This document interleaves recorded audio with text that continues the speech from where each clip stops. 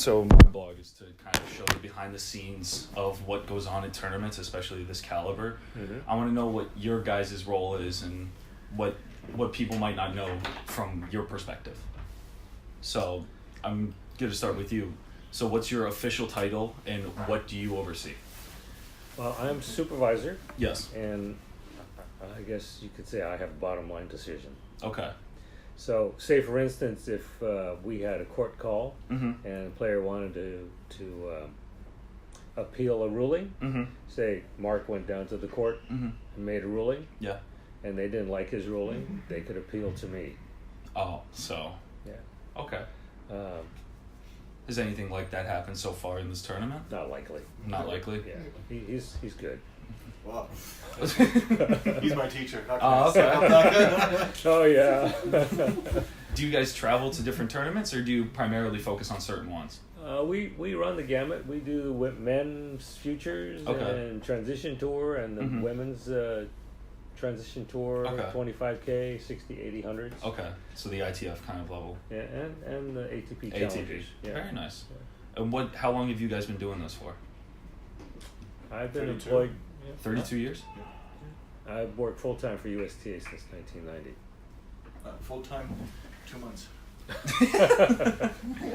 And what made you guys decide that you wanted to do this? Do you guys have a passion for tennis and you wanted to get into it, or did it just fall in your lap? Both. Really? Yeah. Mine fell into my lap. I was playing golf with somebody one time. And they said, Yeah. "Hey, why don't you come out and play tennis?" same thing as the golf stroke. Yeah. And so it taught me how to play tennis, and then That's where you got it from. That's why you always do this. yeah, that's why the ball goes Yeah. hard left. Goes left. I Yeah. understand. It's a slice.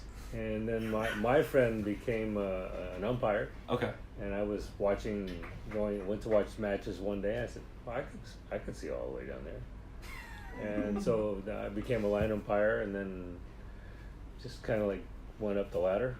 Really? Yeah. And what's the hardest part about this when it comes to running a tournament?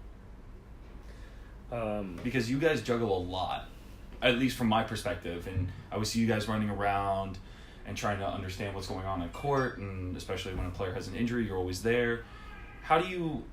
What goes on? Like, what's something that, from my perspective or a tennis fan's perspective, that's very tricky about this job?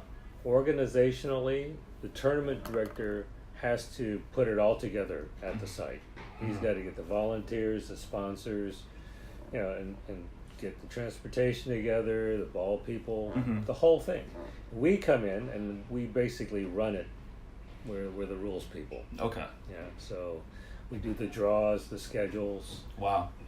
We do disciplinary type of stuff for code violations, Yeah. fines. Mm-hmm. We help the guys out Yeah. by either getting them into the next tournament, withdrawing, Mm-hmm. Making sure they go see the trainers, Mm-hmm.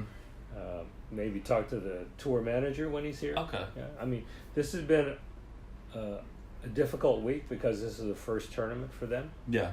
and so they weren't really ready for transportation and practice courts and practice balls. They had some sort of organization, but they needed to have it fine-tuned. Okay. And so, And that's where you guys come in. yeah.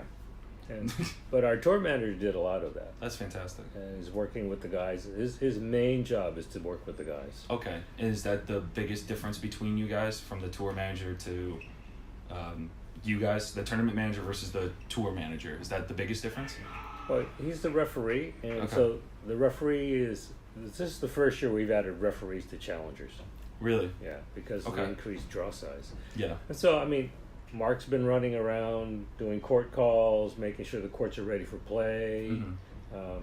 working with the tournament desk, helping them restock court maintenance, that kind of thing, and chasing down a lot of things. Okay. So I've just been sitting here watching. No, that's not true. I was going to say, we had some good discussions. Yeah, a lot of good discussions, scheduling wise, Mhm. rules, How do you? procedures. So like a side question. You were talking about fines. How do you do? Bear with me. How do you decide how much is worth a violation? Is there a code, or is there a? Do you base it off something? We have a grid. You have a grid. We have a grid that says, okay, this is the minimum for this type Okay. of fine, and then a maximum. Mm-hmm. and you have all levels. And then in there's between. guidelines too. Yeah. So there's Okay. maximum, Yeah. minimum plus the guidelines. Right. Wow. And how long do you usually take to make that decision? Could be the whole week, you know. Really? 'Cause if the guy keeps winning, you know, if you say, hey, listen, you need to stop doing this, or you know, we might say, okay, we'll look at your behavior for the rest of the week. Okay. So there's some type of leniency depending on how far they play. But No, it's based on, you know, how they do, how they Okay. how they react, how they perform. Mm-hmm. You know, like say they're belligerent to the ball kids, or just like, just give me this, give me that, or you know, F Is it- this, F that. No breaks for that. Yeah. So Really? we talk to them and say, hey, listen, you got to cool it, chill your jets. Mm-hmm. You know, be nice to the ball people because they're there to help you. Yeah. You know, And and if they get it, you know, yeah. they'll calm down, and maybe we'll just like get rid of the fine, Really. or not fine them at all. Can that be seen as a bias though? Depending if they win or not, or No, I mean, no, I don't think so. It's like, okay, here's where you cross the line. mm-hmm. You're continuing to play. Show us that you can improve on what you just did. Yeah. Okay. So kind of reward basis in a You know, sense. give him an opportunity to correct his own behavior. Okay. Yeah. Is there ever been an Well, we look at this like, what's your intent? What is your action, right? What is your remorse? Mhm. What's the outcome? And this changes, of course, as it goes along, as Mhm. Mike says. And that's really where you have to wait. So in the end, the same behavior will be treated the same way every time. Mm-hmm. It's just that you need to have the whole picture. Has there ever been an instance where you have to, I think what I'm trying to say is, do you ever take money out of their paycheck at the end of the week? Yeah. Yeah. Oh yeah. Really? Yeah. Is that with the fine or without the fine? That is the fine. That is the fine. Fine. Yeah. So say like a news announcement comes out, like we've seen in the past in the ATP, someone's been fined $16,000. Does that come out of their tournament paycheck? It does. It does. Yeah. So it's not a separate, like they get the money and then they pay it. It's just taken out Well, if they immediately. can't pay for it, let's say they only make 750 and Mike finds them 1,000, 750 might be gone, plus And whatever they'll next owe- tournament he goes they'll owe to. 250. Yeah. So if they can't pay it off, it just continues on to the next tournament until they can pay it off. And Right. Or you can do it directly on the iPin, or not iPin, on the player's zone, Okay. but they usually do the next event. Wow. That's very interesting to me how that So happens. I mean, when we find somebody, Mhm. it goes back to ATP. Okay. If we've collected the whole amount, then that doesn't go any further. Kind of going off that, how do you, what's the amateur status once they're in college, and how does prize money work? Actually, NCAA has changed their position year after year. Which is shocking. Right now, they can take How much? as much money As their to expenses cover are. their expenses for the year. They annualize it now. So if you have expenses for the year, you could have income for the year, up to your expenses. You do draw a line, right, to 10,000. No, that's for prospects. So that's like high If school? you're a prospect, say you're a high schooler, and you come and play, you can get $10,000 no receipts. Okay. They won't press you for anything, but once you hit $10,000, you have to start saving your receipts and showing why. And there's no limit for amateur status. Oh, for, say the collegiate guys, So JJ and Roy, for example, they have receipts or they're given a budget for the year. they can collect money up to their Up- expenses for the year. So you go on a trip to Europe, you're going to spend a couple $1,000s. You might not make a couple $1,000s in Europe, so you can those expenses carry over. So it's not by per tournament anymore; it's per year. Do you like that? Yeah, I think it gives the guys a lot of latitude. How has that changed? Do you think that's changed certain aspects of college athletes turning pro? Or playing pro in college? Oh, actually, look at him and JJ. They're playing the pro rank, Yeah. but they're still amateurs, and they can collect their money. Maxime Cressy plays Yeah. for UCLA, Oh, I forgot about Maxime. and so he's an amateur. Yeah. So their schools, their colleges are giving them the opportunity to play Mm-hmm. let them collect the money. What's the hardest thing you guys have done in this job? I think the hardest thing to do is default somebody. Really? Yeah. Have you ever had to do that personally? Yeah, but for cause though. You know, let's say a player hits a ball errantly and it hits a line umpire. Which has happened before. Yeah, and you know there are gradations of that. If it kind of bounces a couple times, maybe doesn't hit them full force, yeah, you might give them a code violation for unsportsmanlike behavior.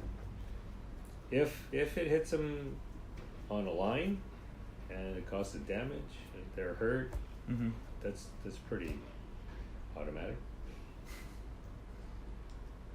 Hard is really when they get into something, the other guy is a trigger, whatever they cause, and then they react, and then they get then they're the ones that get because they're dumb enough to go over the line, you know, and then you have to pull that trigger, and they say, but he started, he did this. Yeah, but that's a tough one, I think. But you threw the punch. You're the one that got caught throwing the punch. You know. But he threw it too, with no witness. How do you deal with that? Do you like, because they deserve it in some sense, you feel okay doing it, or is it just like a feeling that? Well, let's say this happens, you write it up, you send it into ATP or ITF, whatever it is, and they have a chance to appeal it and give their side of the story, of course, again, which I try to get too, but it's not up to me to make that decision, and I just report the facts. I just do details. Okay, but if you're on site and you do something and you're defaulted, that's it. That's it. That's it. And does that result in a fine too? Default, you lose points, prize money. Wow. Hospitality. So you lose everything. You lose everything. You literally are just cut off. And you get fined for being defaulted. So it's a double-edged sword. That's shocking. Have you had to do that often? No. How many times do you think? Can you count on one hand? Yeah. I think Wow. I've defaulted twice. Two, yeah. Two. I've had very few. Well, others that I know, they've had so many. They've defaulted so many people. Really? But for cause. But for cause, of course. And have you been? You said you were a line judge, right? Originally. What was that like? What was that like? Yeah, like, how do you, like, you see these kind of level tournaments, I know you probably can't comment on too much about it, but you see what these guys kind of go through at this level and players complaining about line calls. How do you get into the right mindset, or how do you deal with that pressure, I would say, because some of these players rely on these tournaments, some of them don't. So a call can really go a long way. Absolutely. You just have to call your line. You have to concentrate. When the ball's coming to your line or threatening your line, you have to put your eyes to the one spot that you're going to concentrate on or focus on, and wait for the ball to hit. Yeah. And you just have to make the call. Either it's good or it's out. That's it. That's it. It's very simple. Has a player ever come to you after, or like, do players come to umpires after matches and talk to them, or like to us, right? To you guys. Sure. Like in soccer or football, you always see a referee or an umpire getting, especially in soccer, you always see conflict with that after a match of like missing a call and stuff like that. Does that happen in tennis, or is it kind of like you'll let it go after the match? Well, or they come to you guys and complain. At the tour level in Grand Slams, they've got Hawkeye. Yeah, of course. So that takes care of the problem right away. So tournaments like these, it's very difficult. Really? You just have to, you have to talk to the guys, and if you're actually watching the line too when they're playing, which is what we like to do a lot of. Yeah, and just make sure and make review. sure that everyone's doing it the right way. Then you can tell guys, hey, that ball was right on the line, or yeah, they missed it. Do you ever talk to the umpires themselves and try to correct them a lot? Not during it. No, of course. You can't go up to them in the middle of a match. After they come off, we can say, hey, listen, we think you missed it. Okay. Try this, try that. Do you try teaching them or anything, or is it Yeah, we're never gonna just tell you didn't do it right. Okay. It's always gonna be accompanied by some recommendation. Maybe you could do this a little better, or here's something else you could try. Wow. Do you this is just fascinating in the sense because you guys do a lot more than people know. Do you guys think you are applauded for your effort as much as you should be? I think the guys. Or do you think it's just doesn't matter? I think. I think the guys recognize Players, when you run a good tournament. Yeah. And they don't really say anything about it, but I think they recognize it. Okay, good. However, on the women's side, Is it different? I've actually got thank you cards. Really? Wow. Never on the men. No. Depends. True. What can I say? That's amazing. I really appreciate you guys taking time to just sit no down and problem. talk to me. This is what I want to show people, and this is, I hope people recognize your efforts as much as I mean, there's do. a lot that goes on behind the scenes. Yeah. And it's not just you guys, it's the volunteers, it's everyone. Oh yeah. In touch with the office, with the ATP office, with Yeah, the coordinating, office. making sure everything's okay. Well, I really appreciate it, guys. Thank you so much. All right, please. Thank you so much. That's great. So thank you to the tournament supervisors for sitting down and talking to us about their experience of what it's like to actually run a tournament. I found out a lot, and it's actually a lot more difficult than I thought it was. No one really thinks that running a tournament is easy, but the reality of it is much harder than you think. We also got to talk to Roy Smith a little bit, so I'll be writing an article about him because I just didn't want to record the conversation. It was more fluid and more natural with him and his mom, and both of them are so humble and both of them are great people, and I hope the best for Roy, and he's going to do great at Baylor. So we're going to go talk to the head coach at Cleveland State University. I'm running really late, but that's okay.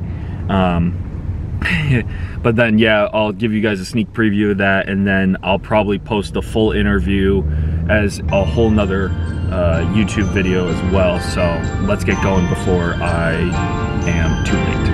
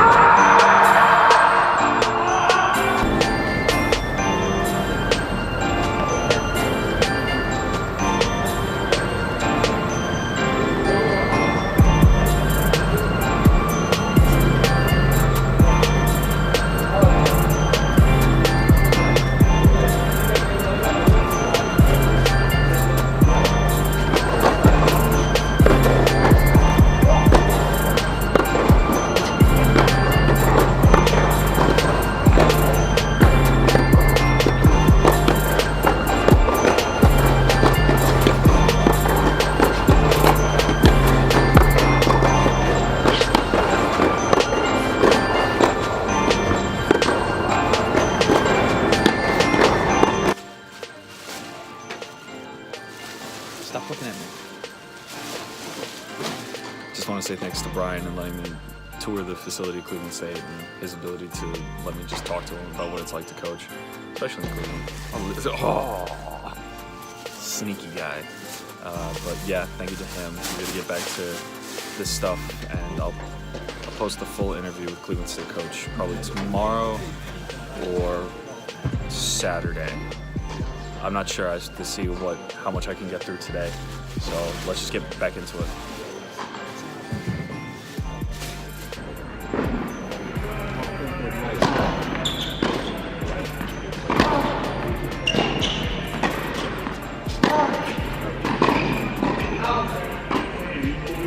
I know today's been a really long video, but thank you guys so much for making it to the end of the video. We did a lot today. We got to sit down and have an actual meaningful conversation with the tournament supervisors, what actually goes on in their daily lives, because I think people really need to understand what's being put into these kind of tournaments and how they're run. How do you deal with someone who's dealing with a fine? How do you deal with someone who needs to be defaulted? I mean, these guys have been in the game so long that you have to really understand what's going on. So I really appreciate you guys listening today, and I hope you guys enjoyed. I really appreciate Brian Essen sit down and talk to us. I'll be posting that video sometime this week and this weekend, so make sure to stay tuned for that. Who's the head coach of Cleveland State men's tennis. So thank you to him as well. So I hope you guys did enjoy today's vlog. If you did, make sure to leave a like on this video and make sure you're subscribed to Tweener Head Tennis as well. Make sure to check us out on all our social medias, Facebook, Twitter, Instagram. Make sure to check out those. And for cool merchandise like these t-shirts and hoodies, go to tweenerheadtennis.com, as well as behind the scenes articles. I hope all you guys are well. Hope to see you guys tomorrow. Thanks, guys.